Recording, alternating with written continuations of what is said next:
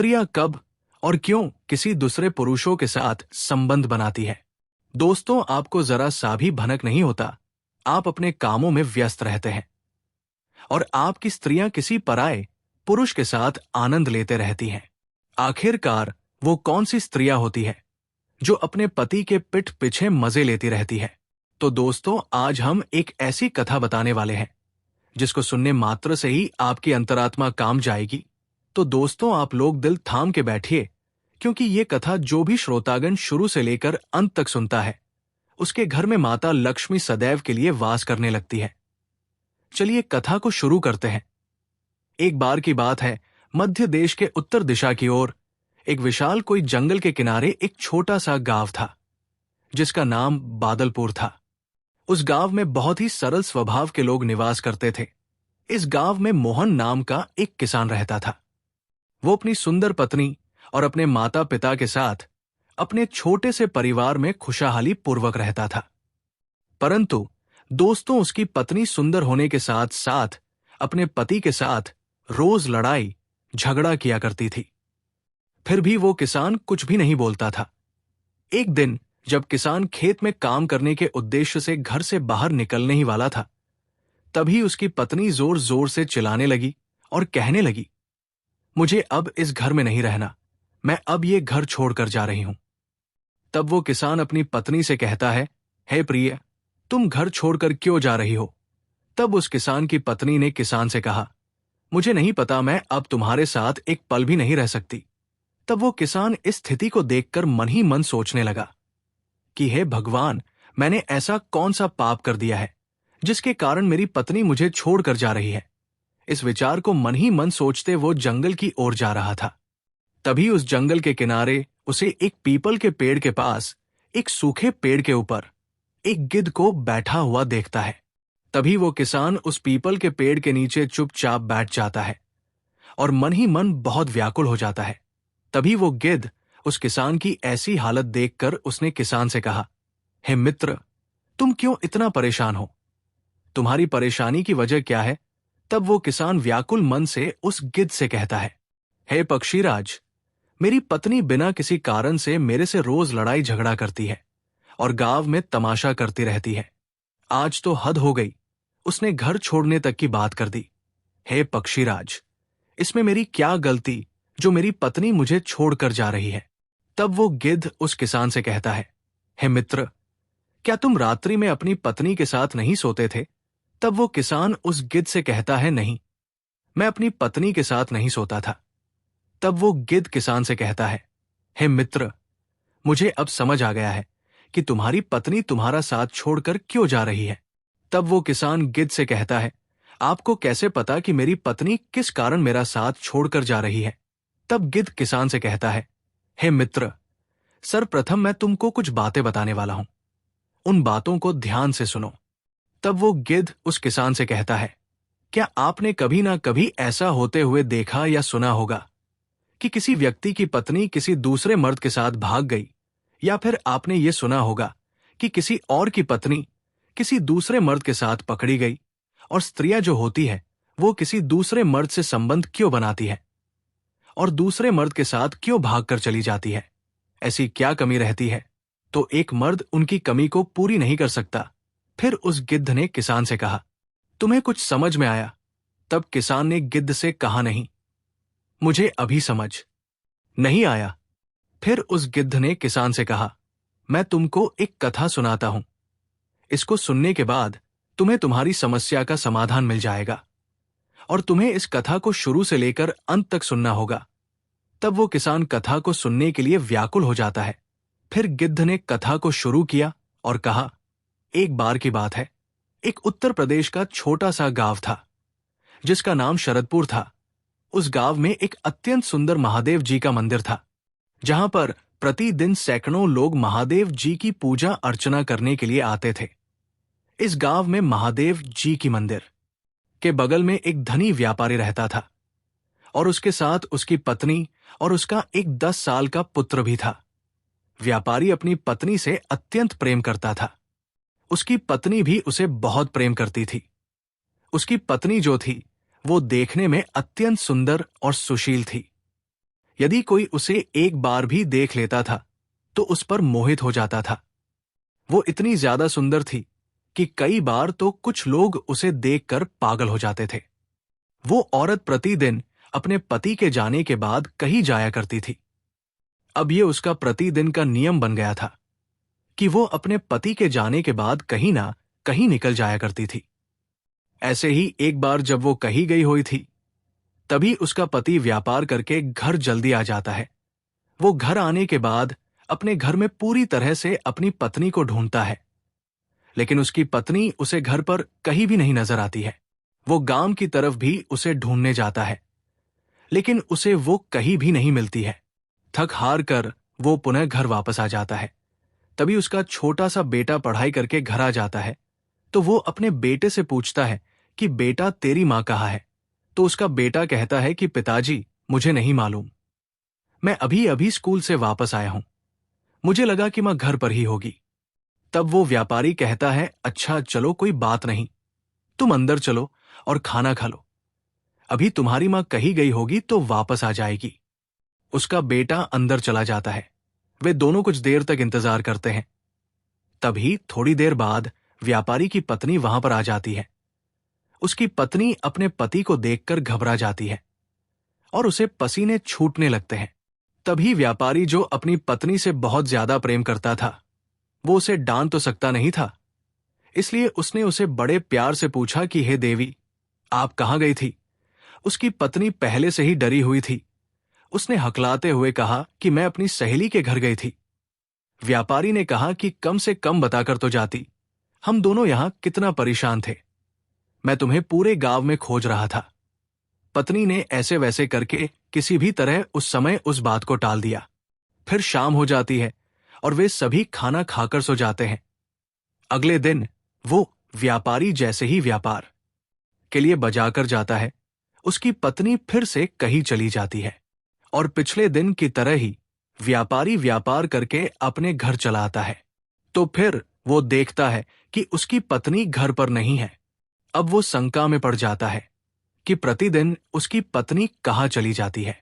जब उसकी पत्नी पुनः वापस आती है तो फिर वो वही सवाल करता है कि तुम कहाँ गई थी। पत्नी फिर से किसी भी तरह दूसरा बहाना बनाकर बच जाती हैं, लेकिन अब उस व्यापारी को शक होने लगता है। इसलिए वो व्यापारी अगले दिन व्यापार करने के बहाने घर से बाहर निकलकर एक पेड़ के पीछे छिप जाता है और अपनी पत्नी का पीछा करने के लिए तैयार हो जाता है। उसे शक था कि उसकी पत्नी उसे बिना बताए कहीं ना कहीं तो जाती है, इसलिए वो इस शक को दूर करने के लिए उसका पीछा करने लगता है। जब उसकी पत्नी घर से बाहर निकलकर कहीं जा रही थी, तब व्यापारी उसका पीछा करने लगता है। उसका पीछा करते करते एक झोपड़ी के पास पहुंच जाता है। झोपड़ी जो जंगल के एक वीरानी सी जगह पर थी, और वो एक घने जंगल में थी जहां पर कोई आता जाता नहीं था। वो छिपकर देखने लगा तो उसकी पत्नी उस झोपड़ी के पास एक आदमी के पास जाती है। वो ये सब देखकर बहुत ही डर जाता है, क्योंकि उसने अपनी पत्नी पर बहुत भरोसा किया था। उसे कभी भी ये यकीन नहीं था कि उसकी पत्नी कभी ऐसा कर सकती है। अब उसने देखा कि वे दोनों अंदर उस कुटिया में जाकर आपस में रातें रंगीन करने लगते हैं और टपाटप करने लगते हैं। ये सब देखकर उस व्यापारी की आंखें आंसुओं से भर आई। वो व्यापारी पूरी तरह से टूट चुका था। वो तुरंत ही वहां से घर के लिए निकल जाता है। जब वो घर जाता है तो थोड़ी देर बाद उसकी पत्नी फिर से घर को आती है, तो वो फिर से किसी तरह बहाना बनाकर बचना चाहती थी। व्यापारी अब जो सब कुछ जान चुका था, वो जानते हुए भी अनजान बनकर खाना पीना खाकर सो जाता है और पूरी रात उसे नींद नहीं आती है। वो पूरी रात इसी बारे में सोचता रहता है कि उसकी पत्नी ने ऐसा क्यों किया। वो सोचते सचते उसकी सुबह हो जाती है। वो सुबह नहा धोकर अपने पुराने बाबा जी के पास चला जाता है। वो बाबा जी, जो कि अत्यंत ज्ञानी और जानकारी बाबा थे, उन्हें भविष्यवाणी करनी आती थी। वो व्यापारी उनके पास जाता है और उनसे रोते हुए उनको प्रणाम करता है। जैसे ही वो प्रणाम करता है, उसकी बातों को सुनकर बाबा जी जान जाते हैं कि अवश्य ही ये किसी बहुत ही बड़ी दुविधा में फंसा हुआ है। बाबा जी ने उस व्यापारी से कहा, बालक तुम रो क्यों रहे हो, तुम्हें ऐसी क्या परेशानी हो गई है कि तुम आज इतने दिनों बाद मेरे पास आए हो? और वह भी रोते हुए। व्यापारी ने अपने आंसुओं को पोंछते हुए कहा, हे बाबा जी, मैं आज एक ऐसी दुविधा में फंस चुका हूं जहां से निकलना मेरे लिए बहुत ही कठिन हो रहा है। मैं आपसे उस दुविधा से निकलने का मार्ग जानने आया हूं। कृपया करके आप मुझे उस दुविधा से निकालिए और मेरी उस समस्या को समाधान दीजिए, अन्यथा मैं मर जाऊंगा। मैं ये सोच सच कर पागल होता जा रहा हूं। कृपया मेरी इस समस्या का समाधान कीजिए। बाबा जी ने कहा, हे बालक, तुम्हें जो भी समस्या है वो मेरे सामने उजागर करो। मैं तुम्हारी हर एक समस्या का समाधान करूंगा। कृपया करके अपनी जो भी समस्या है वो मुझे बताओ। जिस पर व्यापारी कहता है कि हे प्रभु, मैं पिछले कई दिनों से अपनी पत्नी को देखकर बहुत ही परेशान हो रहा हूं। वो प्रतिदिन जब मैं घर पर नहीं होता और मेरा बेटा जब स्कूल चला जाता है, तब वो एक जंगल में एक आदमी से मिलने जाती है और उसके साथ इस जंगल में एक कुटिया में रातें रंगीन करके और टपाटप करके अपनी शरीर की संतुष्टि करने के बाद पुनः घर को वापस आ जाती है। और जब मैं उससे पूछता हूं कि तुम कहाँ गई थी, तो वो प्रतिदिन मुझे कोई ना कोई बहाना बता देती है। हे प्रभु, कृपया आप ही मेरा मार्गदर्शक कीजिए कि मेरी पत्नी, जिससे मैं इतना ज्यादा प्यार करता हूं और वो भी मुझे इतना ज्यादा प्यार करती है, लेकिन ऐसी क्या मजबूरी आन पड़ी कि उसे मुझे छोड़कर किसी और पुरुष के साथ संबंध स्थापित करने की जरूरत पड़ गई और वो मुझे छोड़कर किसी अन्य पुरुष के साथ रातें रंगीन करने के लिए चली गई। मैं कल से ही इस बात को लेकर बहुत परेशान हूं। पूरी रात मुझे नींद नहीं आई। मैंने अपनी आंखों से देखा कि मेरी पत्नी मुझे बिना बताए अकेले किसी अन्य पुरुष के साथ मिलने जाती है और उसके साथ वो सब करती है जो एक पुरुष अपनी पत्नी के साथ करता है। हे प्रभु, मेरा मार्गदर्शन कीजिए। मुझे इस से बाहर निकालिए और मुझे बताइए कि मेरी पत्नी ऐसा क्यों करती है। कृपया करके मुझे इस प्रश्न का उत्तर दीजिए। आगे बाबा जी, जो भविष्यवाणी करते थे, उन्होंने कहा कि हे बालक, थोड़ी देर इंतजार करो, मैं अपनी त्रिकालदर्शी आंखों से देखकर बताता हूं कि तुम्हारे साथ ऐसा क्यों हो रहा है।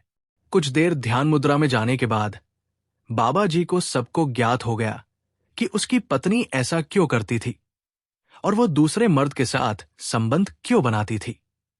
ध्यान मुद्रा से बाहर आने के बाद बाबा जी ने व्यापारी से कहा कि हे बालक, मुझे ज्ञात हो गया कि तुम्हारी पत्नी ऐसा क्यों करती है। व्यापारी ने कहा कि हे प्रभु, कृपया करके आप मुझे बताइए कि मेरे साथ ऐसा मेरी पत्नी क्यों करती है और वो दूसरे मर्द के साथ क्यों चली जाती है। तब बाबा जी ने कहा कि पहले तुम मुझे ये बताओ कि क्या तुम अपने वीर्य का नाश करते थे कभी, या फिर तुम दिन भर कभी कभी अपने व्यापार में इतना मगन रहते हो कि तुम्हें घर आने में ज्यादा देर हो जाती है। तब व्यापारी कहने लगा कि प्रभु, आप कहना क्या चाहते हैं, मेरी कुछ समझ में नहीं आ रहा।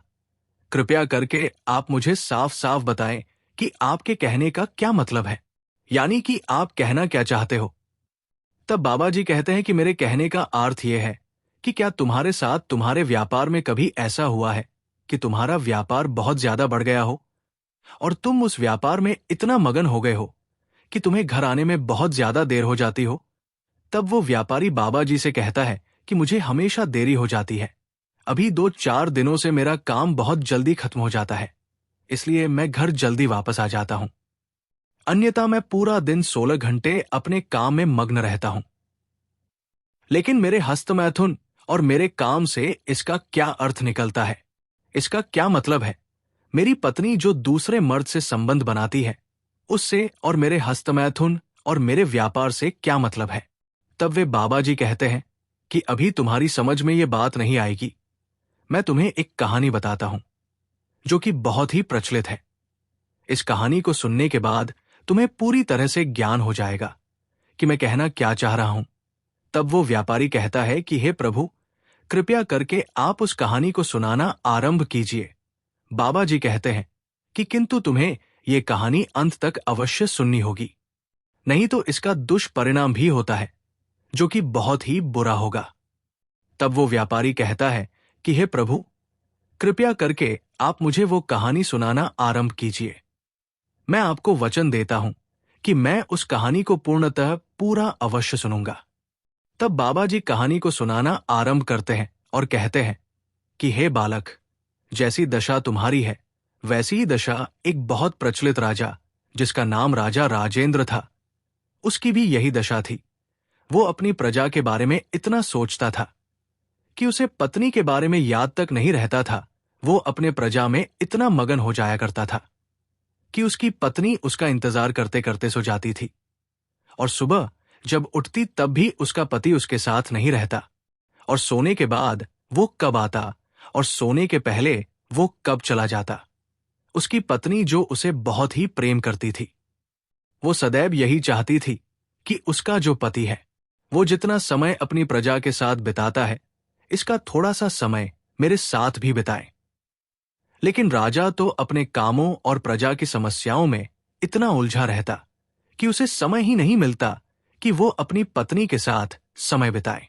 एक बार की बात है, जब राजा अपनी प्रजा के हितों के बारे में किसी कारणवश अपने राज्य से किसी दूसरे राज्य के लिए जाता है, तो वो अपनी पत्नी से उसका ध्यान रखने के लिए कहता है और अपनी पत्नी से आज्ञा लेकर वहां से चला जाता है। उसकी पत्नी उसे भेजना तो नहीं चाहती थी, लेकिन वह जानती थी कि उसका पति यहां रहता भी है तो भी उसे देखने के लिए इसकी इजाजत चाहिए होती है, क्योंकि उसके पास इतना समय तो रहता नहीं कि वो उसके साथ समय बिताए। इसलिए वो उसे नहीं रोकती और दूसरे राज्य जाने के लिए तैयार हो जाती है। जब राजा राजेंद्र दूसरे राज्य के लिए रवाना होता है तो उसके 2-4 दिनों बाद उसकी पत्नी अत्यधिक जोश में आ जाती है और वो पसीने से पूरी तरह भीग जाती है। वो अपने जांघों को सहलाती हुई अपनी बेड पर लेट जाती है। वो इतनी गर्म हो चुकी थी कि उसे अब पूर्ण संतुष्टि चाहिए होती है। तभी वहां पर एक राजदरबारी, जो कि रानी को खाने के लिए बुलाने आता है, वो देखता है कि रानी अपने बिस्तर पर पसीने से लथपथ अपने पूरे बदन को सहला रही है और अपने कपड़े को इधर उधर फेंक रही है। वो अर्धनंगी हो चुकी थी। राजदरबारी ने जैसे ही उसे देखा तो वो कांपने लगा और उसके मन में रानी के प्रति गलत भावनाएं उत्पन्न होने लगी और वो छिपकर रानी को देखने लगा। वो राजदरबारी भी अब धीरे धीरे जोश में आने लगा और राजदरबारी जो था वो रानी की ऐसी हालत को देखकर मजे लेने लगा। अचानक जब रानी उठी और अपने बदन को सहलाती हुई अपने उस जगह के बीच हाथ फेर रही थी, तभी उसने देखा कि राजदरबारी उसे छुप छुप कर देख रहा है। रानी ने तुरंत ही अपने पूरे बदन को ढक लिया और राजदरबारी को डांटते हुए अपने पास बुलाती है और उसे खूब डांटने लगती है।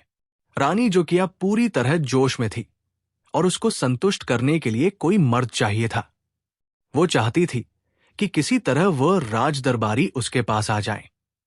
वो डांटते हुए उसे अपने पास बुला लेती है और उसे अपने साथ संबंध विलास करने का प्रस्ताव रखती है।